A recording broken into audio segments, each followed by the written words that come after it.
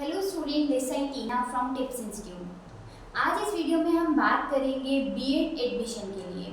जो भी student BEd में एडमिशन लेना चाहते हैं इन 2024, जो भी स्टूडेंट अभी एडमिशन लेना चाहते हैं वो आप ले सकते हो। बट कई स्टूडेंट्स को ये डाउट रहता है कि बीएड के लिए अगर मैं एडमिशन लेना चाहूँ या लेना चाहता हूँ तो उसमें बीएड में एलिजिबिलिटी क्राइटेरिया क्या रहता है। कई स्टूडेंट्स को नहीं पता होता कि मैं कैसे एनरोल करूँ, मेरे भी ये क्वालिफिकेशन है, मैं एनरोल कर सकता भी हूँ या नहीं कर सकता। तो मैं आपके ये सारे डाउट्स क्लियर कर देती हूँ इस वीडियो में। फर्स्ट ऑफ ऑल, जैसे कोई भी स्टूडेंट एडमिशन लेना चाहता है तो उसका अपना 10th होना चाहिए, 12th होना चाहिए, ग्रेजुएशन होना चाहिए। अगर आपका ग्रेजुएशन में मिनिमम हमें 50% चाहिए होता है। अगर आपका ग्रेजुएशन में 50% नहीं है, अगर आपने पोस्ट ग्रेजुएशन किया हुआ है तो आप अप्लाई कर सकते हैं। कई स्टूडेंट के मन में ये डर लगा रहता है कि हाँ, मिनिमम ग्रेजुएशन क्वालिफिकेशन हमारा होना चाहिए तो हम बीएड में अप्लाई कर सकते हैं। बट मेरा तो ग्रेजुएशन में 49.9% भी अगर आपका होगा तो पॉसिबल नहीं है कि आप एनरोल कर पाओ। तो यही स्टूडेंट के मन में डर होता है कि नहीं मैम, मेरा तो अभी इसमें 45% है, 48 है, 49 है, ठीक है, तो क्या मेरा 49 पॉइंट समथिंग कोई भी परसेंटेज है तो मैं क्या एनरोल कर सकता हूँ, क्योंकि अप्रॉक्स 50 के पास तो है मेरा, पर 50 नहीं है तो पॉसिबल नहीं है अगर आपका मिनिमम 50% नहीं होगा तो। ठीक है, तो जो भी स्टूडेंट के पास अगर ग्रेजुएशन में 50% नहीं है, वो पोस्ट ग्रेजुएशन में अगर उन्होंने किया हुआ है, अगर उन्होंने पोस्ट ग्रेजुएशन किया हुआ है तो पोस्ट ग्रेजुएशन में उनका 50 या 51 या 50 से अब कोई भी परसेंटेज बनता है तो आप अप्लाई कर सकते हो। अभी तक हमने बात करी कि आपका 50% होना चाहिए बीएड में एडमिशन लेने के लिए। बट कई स्टूडेंट्स ने बीटेक किया होता है, एमटेक किया होता है या बीसीए, एमसीए किया होता है, उनके लिए 50% पॉसिबल नहीं है कि 50% में वो बीएड में एनरोल कर सकते हैं। उनको 55% होना कंपलसरी है। उनके पास 55% होगा तभी वो पॉसिबल है कि हाँ, वो बीएड में एडमिशन ले सकते हैं। उनका 50% होगा तो पॉसिबल नहीं है कि वो एडमिशन ले सकते हैं। अब बात करते हैं कि जिनका परसेंटेज ग्रेजुएशन में या फिर बीसीए, एमसीए या बीटेक, एमटेक में अगर किसी का परसेंटेज 47 पॉइंट समथिंग है, जैसे 47.5 है या 47.8 है, अगर आप हरियाणा के रेजिडेंट हैं, अगर आप हरियाणा में रहते हैं, आपके डॉक्यूमेंटेशन हरियाणा का है, तो आपका पॉसिबल है कि आपका हो सकता है। वो किस भी आप पे हो सकता है, आपका कैटेगरी बेस पे। अगर आप एससी, ओबीसी, एसटी कैटेगरी के हैं तो आपका पॉसिबल है कि वो आप अपना एनरोल कर सकते हैं। अगर आपने बीटेक, एमटेक, बीसीए, एमसीए किया हुआ है तो आप एलिजिबल हो सकते हैं। अगर आप एससी, ओबीसी, एससी कैटेगरी के अंडर आते हैं तो आपका परसेंटेज 52.5 भी होगा तो भी आप बीएड के लिए एनरोल करने के लिए एलिजिबल हैं। अब कई स्टूडेंट्स के मन में ये डर लगा रहता है या ये डाउट रहता है उनके माइंड में कि क्या मैं मतलब जैसे भी कोई स्टूडेंट चाहता है कि मैं एमडल यूनिवर्सिटी से एडमिशन लेना चाहता हूँ या सीआरएस यूनिवर्सिटी से या कुरुक्षेत्र या डी क्रस्ट या गुरुग्राम यूनिवर्सिटी से मैं एडमिशन लेना चाहता हूँ, बट क्या इनका भी सेम क्राइटेरिया रहता है या सेम एलिजिबिलिटी रहती है या कुछ अलग अलग रहता है?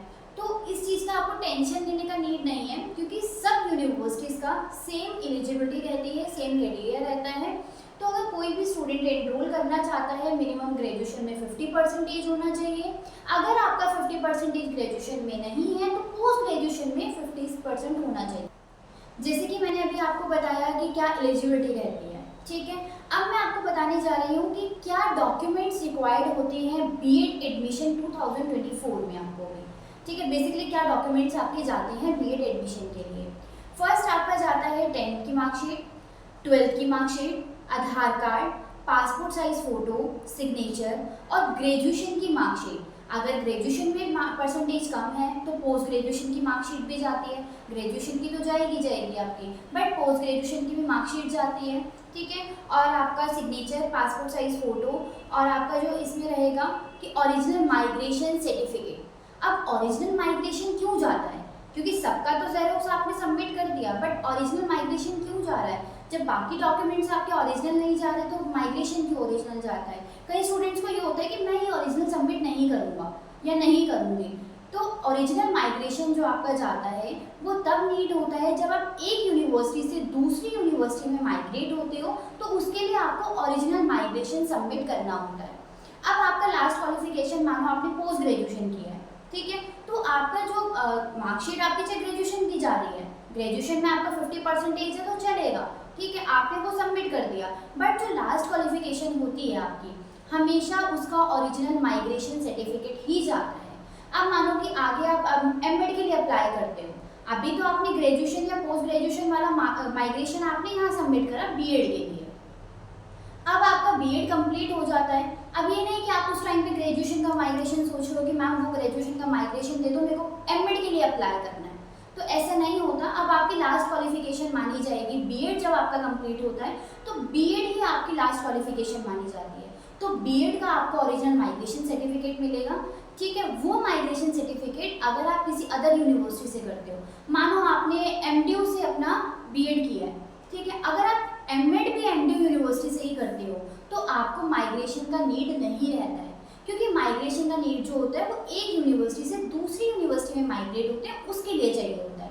बट अगर आप सेम यूनिवर्सिटी से अगर आप ग्रेजुएशन मानो आपने एमडीयू से करा है या बीएड भी आप एमडीयू से करना चाहते हो तो आपको माइग्रेशन नहीं देना है। अगर आप अदर यूनिवर्सिटी में माइग्रेट होते हो, जैसे मानो मैंने आपको बताया कि बीएड आपने करा है एमडीयू यूनिवर्सिटी से, अब आप एमएड करना चाहते हो सीआरएसयू यूनिवर्सिटी से, तो आपको माइग्रेशन का नीड होगा, आप एमडीयू से माइग्रेशन लेंगे वो सीआरएसयू यूनिवर्सिटी में सबमिट करोगे।